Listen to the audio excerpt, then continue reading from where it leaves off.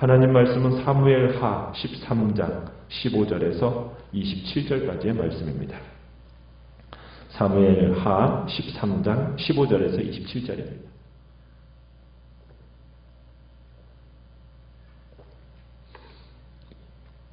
사무엘하 13장 15절입니다. 그리고 그리하고 암논이 그를 심히 미워하니 이제 미워하는 미움이 전에 사랑하던 사랑보다 더한지라. 암논이 그에게 이르되 일어나 가라 하니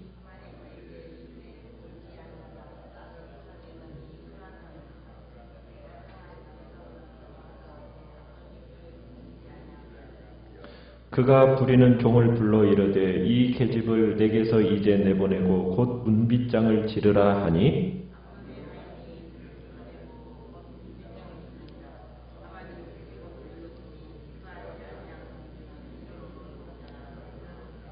다말이 재를 자기의 머리에 덮어쓰고 그의 채색 옷을 찢고 손을 머리 위에 얹고 가서 크게 울부짖으니라.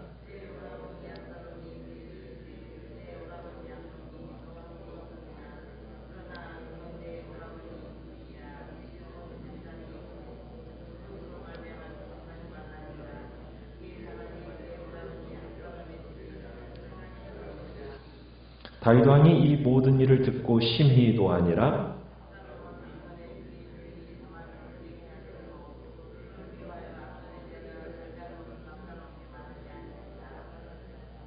만 2년 후에 에브라임 곁 바알 하솔에서 압살롬이 양털을 깎는 일이 있음에 압살롬이 왕의 모든 아들을 청하고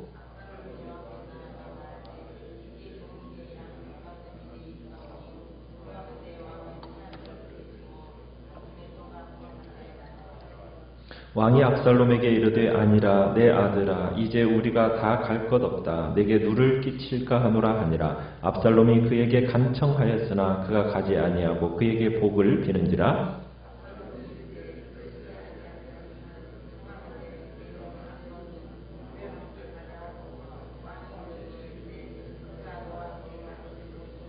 같이 읽습니다. 압살롬이 간청하매 왕이 암논과 왕의 모든 아들을 그와 함께 그에게 보내니라. 아멘. 오늘 말씀의 제목은 보상받지 못한 상처라는 제목으로 말씀을 나눕니다. 우리는 다윗의 남은 일생을 보게 될 터인데 그 남은 일생의 이야기는 그의 가정의 문제를 중심으로 해서 엮여나간다라는 것을 우리가 보게 됩니다. 그 첫 번째 이야기로 지금 암논과 다말이라는 이복남매를 중심으로 해서 펼쳐지는 비극적인 이야기입니다. 암논은 다말을 향한 끓는 욕망에 사로잡혔게 됐고 그 사로잡힌 이 욕망에 대하여서 요나답이 간교한 어떻게 보면 악마적인 조언을 사촌 암논에게 해주면서 이 요나답이 가르쳐준 대로 암논이 아버지 다윗 왕을 속이고 또 다말을 유인해서 마침내 어제는 겁탈하는 악을 행하는 것을 우리가 보았습니다. 암논이 다말을 겁탈한 후에 다말에 대한 태도가 오늘 15절에 보면 갑자기 돌변했습니다. 바로 다음 순간에 암논의 마음이 다말을 싫어했다는 거예요. 심히 미워했다. 심히 미워하는 마음으로 가득하게 되었다는 겁니다. 암논을 어떻게 보면은 엄습한 이 다말에 대한 증오가 처음에 그녀에게 느꼈던 어떤 사랑의 감정보다도 더하게 된 겁니다. 다말의 이 강한 반발에도 불구하고 17절에 보면 하인들을 시켜가지고 다말을 강제로 그의 집에서 내쫓아 버립니다. 어떻게 보면 사랑으로 시작했던 이야기가 그 미움과 냉대로 지금 막을 내리고 있습니다. 우리는 이 암논이 다말을 향했던 보였던 이 연모의 정체가 사실은 더러운 욕정이었다라는 것을 이 그녀에 대한 태도의 변화를 통해서 적나라하게 드러나게 된 거죠. 율법에서는 이렇게도 얘기합니다. 사람이 처녀를 욕보이면 그녀와 결혼해야 되고 절대로 이혼할 수 없다라는 게 율법의 규정입니다. 그런데 지금 온 나라를 율법으로 다스려야 할 이 왕의 계승자가 스스로 율법을 어기고 있고 지금 그리고서는 이 다말을 욕보이고서는 쫓아내버린 거죠. 자, 암논은 어떻게 보면 이스라엘의 왕이 될 만한 인물이 아니었던 거죠. 다말은 참 수치당한 모습으로 울면서 19절에 보면은 집으로 돌아가고 있습니다. 공주들만 입고 다닐 수 있는 채색옷은 이미 찢어졌고 머리에는 먼지를 뒤집어 쓰고 손을 머리에 올리고 울면서 가고 있어요. 참 다말이 집으로 이렇게 돌아가는 모습은 참 전형적인 슬픔 또 수치를 당한 자의 모습으로 보입니다. 그녀의 찢긴 옷은 그녀의 찢겨진 삶을 상징하고 있는 거지요. 다말에게 친오빠 압살롬이 이야기를 합니다. 20절에 뭐라고 권면을 하느냐면 중간쯤도에 누이야 지금은 잠잠히 있자. 조용히 있자 하고서는 권면하고 다말을 받아들입니다. 그러면서 이제 압살롬이 암논을 죽일 기회를 노리기 시작하는 겁니다. 자, 그런데 21절에 보면 다윗이 이 소식을 들었어요. 나중에 들었는데 다윗이 이 소식을 듣고 나서 어떻게 반응을 보이고 있습니까? 심히 노하니라, 심히 분노했다라고 얘기합니다. 그런데 그 뒤에 그걸로 끝입니다. 다윗은 지금 아무런 조치도 취하지 않아요. 그 행위를 응징하지도 대가를 지불하게 할 수도 없어요. 왜 그래요? 이미 다윗은 암논을 야단칠 만한 입장이 되지 못했던 거예요. 왜? 자기가 한 짓을 누가 똑같이 하고 있는 겁니까? 아들이 똑같이 하고 있었기 때문이에요. 자신이 밧세바와 이미 놀아놨어요. 그리고 그녀의 남편까지 살해한 사람이에요. 그런데 아들이 지금 동생을 강간한 것에 대해서 지금 징계를 선고할 수가 없는 거예요. 어떻게 보면은 지금 죄라는 것이 반복되고 있어요. 반복되고 있어요. 그러니까 유전적으로 반복된다는 얘기가 아니라 영적으로 학습이 되고 있다는 얘기입니다. 이게 참 무서운 거죠. 본의 아니게 참으로 암논에게 죄악의 기회를 허락한 사람도 결국 다윗 자신이었습니다. 그러니까 하나님께서는 이걸 통해서 다윗이 저지른 죄가 얼마나 처참하고 지울 수 없는 것인지를 고발하고 계시는 거예요. 그러니까 한 나라의 통치권자가 전쟁 중에 한 행동, 그게 얼마나 끔찍한 것이었는지를 지금 자기의 생애, 자녀들의, 가족의 생애를 통해서 그림으로 보여주고 있는 겁니다. 그래서 암논과 다말이 등장하고 있는 거예요. 참 다윗은 분노했지만 아무것도 할 수가 없었어요. 자신의 모습 그대로를 누가 보여주고 있기 때문에, 자식이 그대로 보여주고 있기 때문에 지금 자식한테 뭐라고 말할 수가 없었던 거예요. 그냥 분노하고 끝내버렸어요. 그렇더라도 다윗은 어떻게 했어야 됩니까? 분명히 적극적인 징계를 취했어야 됐어요. 왜냐하면 다윗은 암논의 아버지였기 때문에. 잘못된 자식이었다면 징계했어야죠.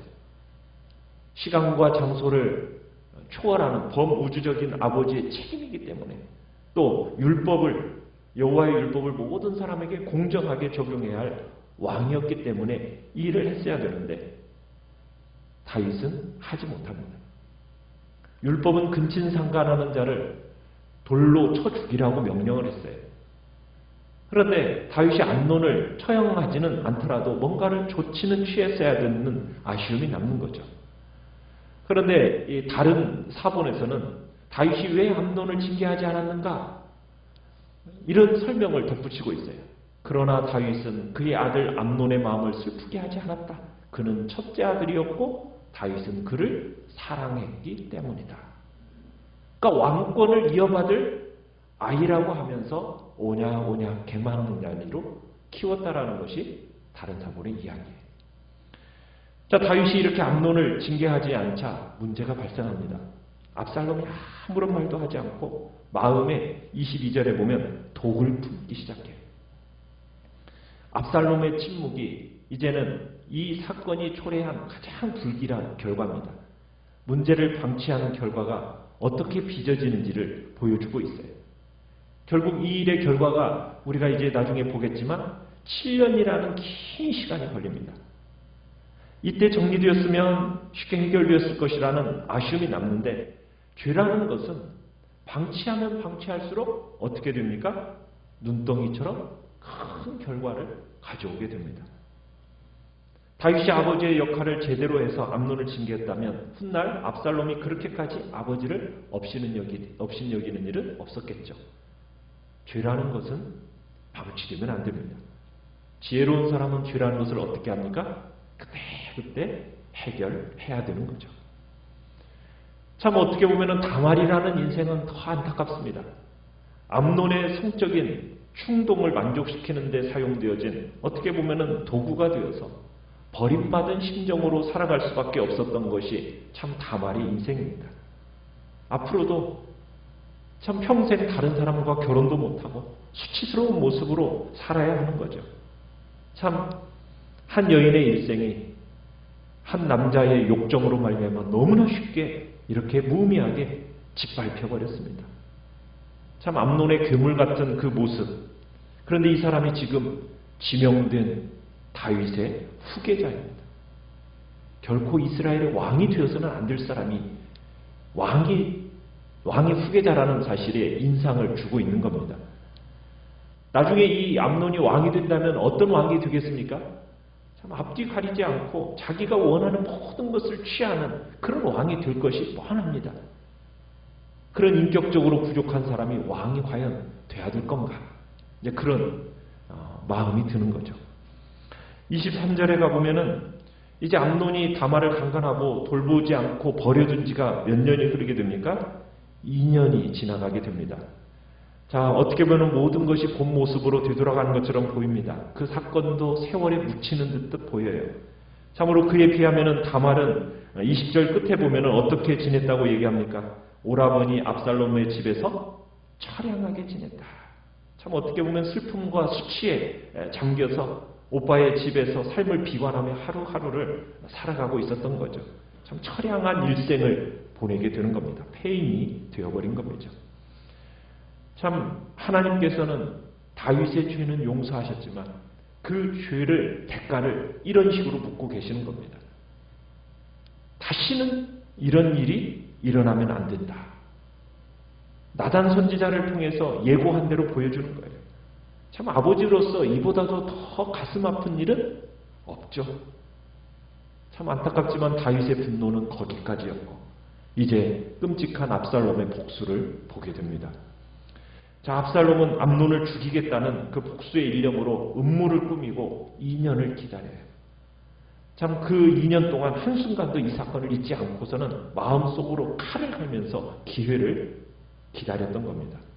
그래가지고 압살롬이 23절에 보면 바알 하솔이라는 그곳에서 양털 깎는 것을 자축하며 모든 왕자와 다윗을 초청합니다. 다윗은 초청하는데 25절에 보면 다윗은 어떻게 이야기를 합니까? 아들들이 모이는데 아버지가 함께하는 것이 별 분위기상 좋지 않으니까 자기는 가지 않겠다고, 내키지도 않으니까 극구 사양을 합니다. 압살롬은 다윗의 형편이 정 그렇다면 아버지를 대신해서 누가 꼭 가게 해달라고 그래요? 26절에 보면은 내 형 암논이 우리와 함께 가게 해달라고 꼭 부탁을 합니다. 그러니까 다윗은 암논과 다말의 일을 생각할 때 지금 압살롬의 요청이 무엇을 의미하는지 이해하기가 어려웠을 거예요. 상당히 둘이 어색한 사이인데 왜 그를 초청하려고 하는 걸까? 되묻습니다. 26절에 되물어요. 그에게 이르되 그가 너와 함께 갈 거니 뭐냐?